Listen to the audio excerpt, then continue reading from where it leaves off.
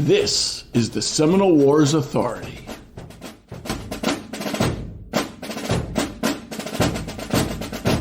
Hello and welcome. Previously, this podcast has featured numerous living historians describing the lives of Florida's forebears in the 19th century, whether they be soldiers of the Seminole Wars era, or Seminole, or sutlers, settlers, or crackers. More than one young person witnessing this spectacle has wondered, how can I do what they're doing? In this episode, Kathleen Ramirez and Will Baker-Palenik tell us what they're doing.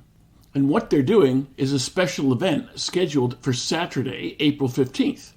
It is the School of the Soldier, an all-day free event where the public can learn about 1830s soldiering and join in the instruction in the Manual of Arms for the musket. The place is Old Fort King at 3925 East Fort King Street in Ocala, Florida. Kathleen is the coordinator for outdoor historical resource programs at Fort King. Will is a military reenactor of nearly half a century, starting with the Civil War and artillery and gradually migrating to Seminole Wars times as well. They've arranged for wooden rifle drills for kids, hardtack cooking, canvas tent construction, along with cannon and musket firing demonstrations by period-accurate reenactors. Kathleen Ramirez and Will Baker-Palenik, welcome to the Seminole Wars Authority. Hi. Hello. What is this School of the Soldier? We came up with this idea to have the School of the Soldier, where the public is invited out to Fort King and they can learn what it takes to be a soldier from the 1830s. Things like how to put up an army A-frame tent, how to make hardtack, drills, things of that nature. It's a free event to get kids out and maybe interested in history more and maybe reenacting. What we're hoping to do is just give the spectators a little taste of it. If they want to participate, we'll have certain drills that they can participate in. We will be doing artillery demonstrations and musket firing demonstrations, but those will be done by reenactors who have been trained to use the equipment. Now you say School of the Soldier. It's not an actual school with desks and blackboards and things of that nature. Not like an actual school, but... Yeah, it's nothing formal. It's more of living history demonstrations. This is being held at Fort King in Ocala. What is Fort King? So Fort King is a U.S. military installation from the start of the Second Seminole War. It was created to help protect the Seminole Reservation after the Treaty of Moultrie Creek. As the hostilities increased in 1835, Osceola attacked the Indian agent in the fort here in Ocala, the same date as the Dade Massacre, which helped set off the Second Seminole War. So because it's the U.S. Army headquarters and because the Indian agency was here and it was such a pivotal part of the Second Seminole War, we thought we would utilize that to bring in this soldier aspect. Since so much is always focused on pioneer life of Florida, how about soldier life of Florida? You operate on the grounds of the previous Fort King from the 1800s. But only recently did you get a wooden stockade constructed to recreate that aspect of Fort King. Yes, in 5 years, we have reconstructed the fort to its exact specifications, the second fort that was built in 1837. And right now, we have a blacksmith shop that is being constructed. What was the value of having a blacksmith shop back in the day? Well, that's how they would have built the fort and really anything they needed. Blacksmith was a big part of pioneer and frontier life, and we found quite a couple references to blacksmiths in the documents when they were researching the land and the history of Fort King. So why are you doing it on the grounds of Fort King? You could do this anywhere, but getting to do it at an actual U.S. fort just makes it all that more special. It just helps give that realism to it. You're getting to do these drills, learning how to shoot off the musket, and in essence, kind of living the life of what it would have looked like here. Who can attend this school?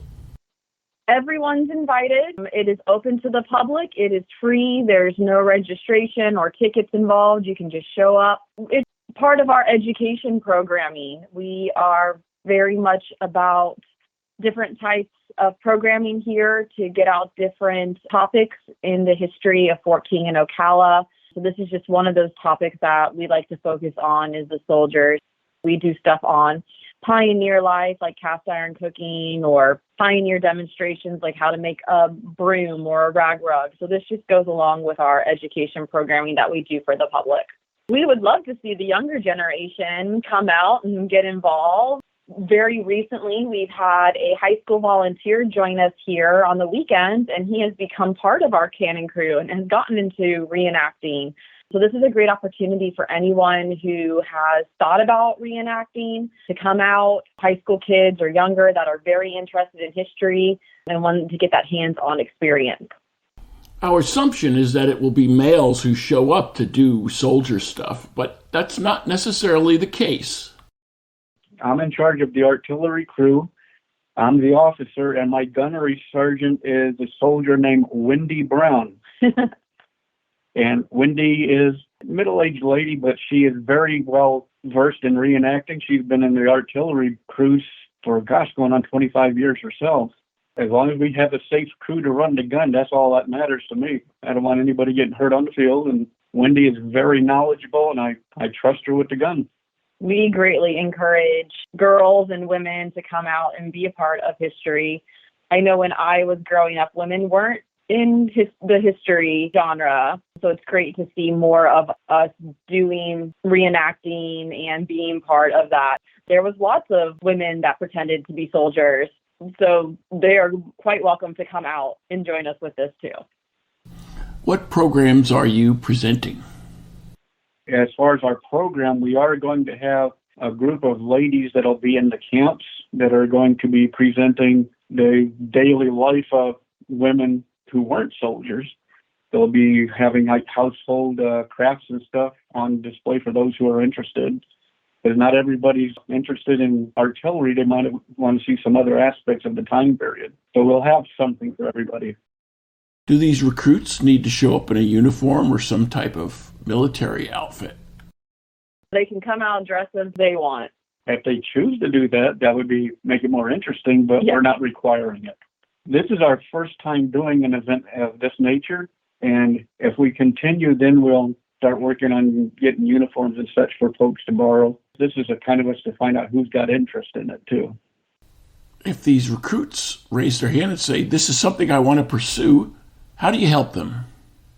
After 40 years in the reenactment community, I can point them in the right direction where they can buy their own uniforms and so forth. We can offer training opportunities on the field piece because this is not going to be the only time we're going to bring the cannon out. What are your backgrounds doing this type of thing? I've been a reenactor for, oh my goodness. I fired my first cannon when I was 12 years old. I'll be 60 this year, so that makes it, well, let's just not go there. We'll say a few sunsets ago.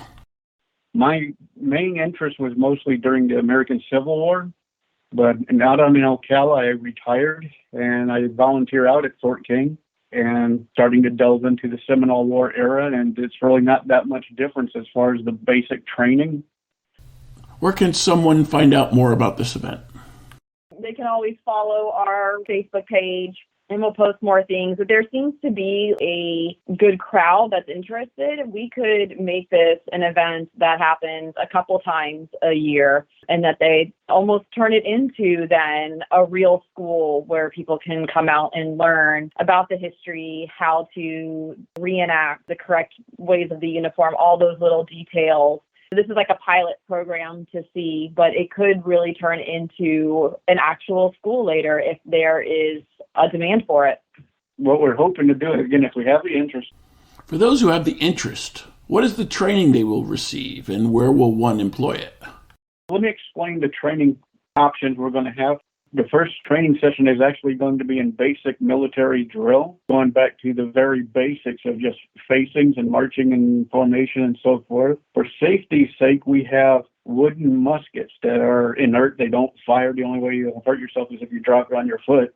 We'll show them the basics of how to hold the musket properly and so forth.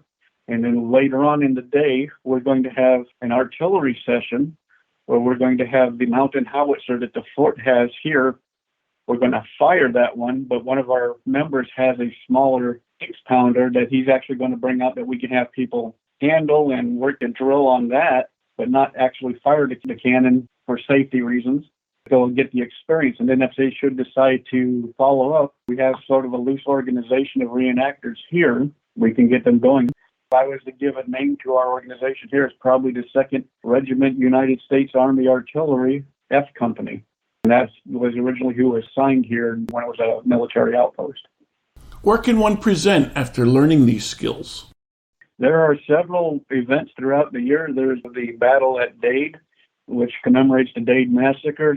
They have Fort Cooper near Inverness, and they have a really large one down near the Okeechobee. And also, of course, our festival in the first weekend of December every year. We have a nice wide military assortment, and they can come out and participate in that. And what do you present at Fort King throughout the year? What we have been doing, myself and we have another volunteer named Bill Pangrass, our usual shift is Friday afternoon, and we will dress out in military uniform for the day, or if it's a little bit warmer, of civilian. But we do have a period presentation that we do when visitors come out and talk them through what we do out here. They even got me a dress so I can do some pioneer reenacting. What restrictions do you have for the recruits?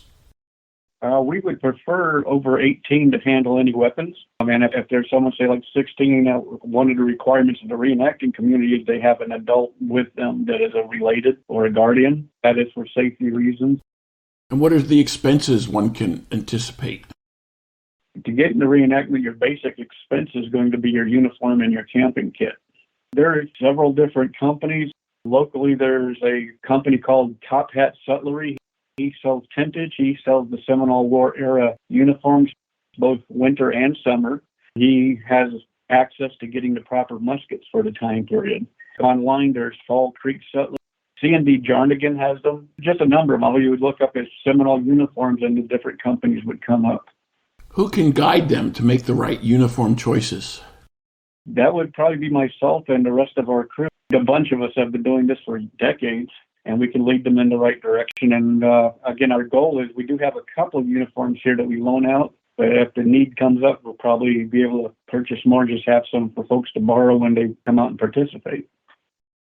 Jim Flaherty has published a book with Seminole Wars era clothing. How useful could this be to a recruit trying to get properly outfitted? To be honest, I haven't seen that one, but it does sound like a great resource. Mm-hmm. It helps to have photographic proof, basically, or backup, so you can see what the things look like. Especially if we are going to portray a Seminole warrior, the variety there is remarkable. It's interesting to see what our fellows come up with when we have the event. We have a local group of Seminole ladies and men and their children all come out and dressed in their whole regalia, and it looks really great. And they're just neat to talk to. I love to talk to the history about it. We also have a small little learning library here at Fort King, and when we're open on Fridays and Saturdays, anyone that is interested can come by. We have a book here on U.S. Army uniforms from that time period that they could look through and learn about and get some ideas of what they would need and what it would look like for them. Who is sponsoring or funding this event? We have the Fort King Heritage Foundation, which is our fundraising board that helps us out greatly with the different aspects like the blacksmith shop building and programming. We always accept sponsors. They're willing to help out. They feel like it's a great event they want to put their name on. Right now, it's just our foundation board that helps us out. Who came up with this idea? It was Will's idea. Yeah, it was mine. In previous years, we had, with the Civil War group, worked with the Silver River Museum, where they allowed us to do a 1860s School of the Soldier.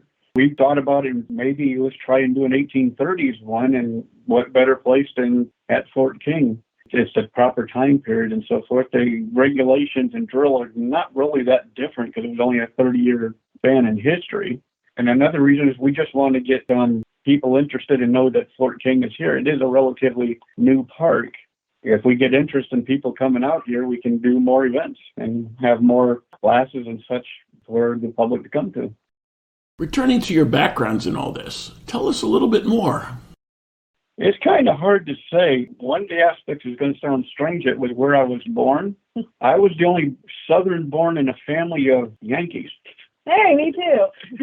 My dad worked for a Union tank car, and to hear my mom tell the story, I got started in New Jersey and came out in Baton Rouge, Louisiana. Because Dad had to move because of the business. To finish the background is my brother-in-law was in with the Yalify Long Rifle Association, which is around Port Richey, I guess. And I went to an event, and that's where I fired my first cannon. There was a fellow there, and we camped next to him, and he invited us to be on his crew. And I guess that kind of stuck with me. And then later on, when I was in high school going into college, I found a group that did Civil War reenacting and joined up. And then more recently, me and Mr. Pengrass and I, we founded the 14th Brooklyn, which is a New York regiment, and we brought it to Florida reenacting. So that's the designation we go by when we fight in the Civil War. He also occasionally plays our Wiley Thompson or Lieutenant Constantine when the need arises. I don't have a very long participation in the battle. I'm killed within the first 2 minutes. What's the difference of the training out there for an infantryman versus an artilleryman? We'll have those separate training sections. The obvious difference is the infantry is the rifleman, the foot soldier, where artillery is a team that's connected with the field piece. I think a big difference for them to learn, because I don't really think it's taught, is going to be also the difference between an enlisted soldier versus a militia, a state volunteer. That'll be probably one of the big differences that we teach that day. The act of loading and firing and then cleaning the gun between each shot gives each member an awful lot to do. The fact that someone's shooting at you is kind of secondary. On our team, on our howitzer, we have 6 individuals that man the piece, and each one has very specific jobs to do, and if they don't do them right, it won't work. Our ultimate goal has been, in any artillery group I've been associated with, is that each member knows each position on the gun. With the full horse or mule teams and so forth, there was generally about 10 soldiers that were assigned to one gun, but when hooking it up to the wagon and so forth, so there were extras available. But to actually fire the piece, you need 6. And your background, Kathleen? I have studied history my whole life. One of the first books that I read, and I'm not even exaggerating, was Shelby Foote's trilogy on the Civil War. Because that's what was available in my house. I grew up asking my mom what all these different words were so I could learn how to read. And it was that book. My parents took me around to many different historic sites, and I just grew up loving history. So when I went to college, that's what I pursued. I have 2 degrees in history. I taught history for 6 years in Marion County, and then I got the job here at Fort King being the program coordinator. And that encompasses what? Everything, all the events, the programs, the volunteers. I help put on the festival every year, the new Legends of the Fort event. If there's a new event, I'm usually the one behind it, pushing it forward and getting everything together for it and making sure that it runs smoothly. And how are you getting out the word on this? Different types of marketing. We've got our Facebook. It goes out in our activity guide, different magazines, newspapers. As much as we can spread it around, we are. You saw it on the reenactors page, so we're trying to get it out there. Where did you get this name, School of the Soldier? Now, we got the title School of the Soldier from the Army manual from the time period, and the first few chapters are School of the Soldier. It's going to be the very, very basics. And when I mean we're taking it to the basics, we're taking it where we line the fellows up as if they were brand new recruits, explain the facings and everything before they're even allowed to touch a wooden musket. They got to know their left foot from their right foot, which was kind of a problem back in the 1800s. That's where I don't know if you've ever heard the term straw foot, but if they found a soldier that could not tell his left from right, they would take a piece of straw and put it in the laces of one of his boots. And instead of counting off the paces, it was straw foot, to mark off the cadence. And that was also considered an insult if you called the soldier a straw foot. It was kind of like calling a Marine Gomer Pyle. It's not going to be hardcore. It's going to be very like you said, very basic, pretty much taking it as if everyone that shows up has no idea about soldiering or any of that. The instruction of the drill sergeant will be to give the flavor of it, the party's indoctrination. We're not going to insult anybody, but we're going to, whoever does the drill sergeant part will probably get loud. But it'll be part of the atmosphere. It won't be in your face loud. No. It won't be like what you see on the TV shows and movies. Nobody will be required to do push-ups. Our main goal is to just pretty much give the instruction as it would have been given to the soldiers of the time period. We want to make it realistic, but at the same time fun. We want people to enjoy it, to come back, to want to get involved more in reenacting and history of the Seminole War. Or even just come simply volunteer at the park, because we always welcome new volunteers. Besides the recruit training, what else will be presented? And in addition, there's going to be side classes and demonstrations that'll fill in for the rest of the day. Yeah, so like we'll have hardtack, we'll have cooking demonstrations, we have the women's camp. So there's a little bit of everything going on with it. We'll leave it there. The date for this event again is Saturday, April 15th, from 10 in the morning to 3. All ages are welcome and it's free. Find out more, use this keyword in your favorite search engine, Fort King School of the Soldier. Kathleen and Will, thanks for joining us for the Seminole Wars Authority. Thank you for having us. Yeah, thank you. This podcast is copyright 2023. The Seminole Wars Foundation, all rights reserved. Find us on the web at seminolewars.podbean.com or seminolewars.us. Front and back bumper music courtesy of the U.S. Navy Band.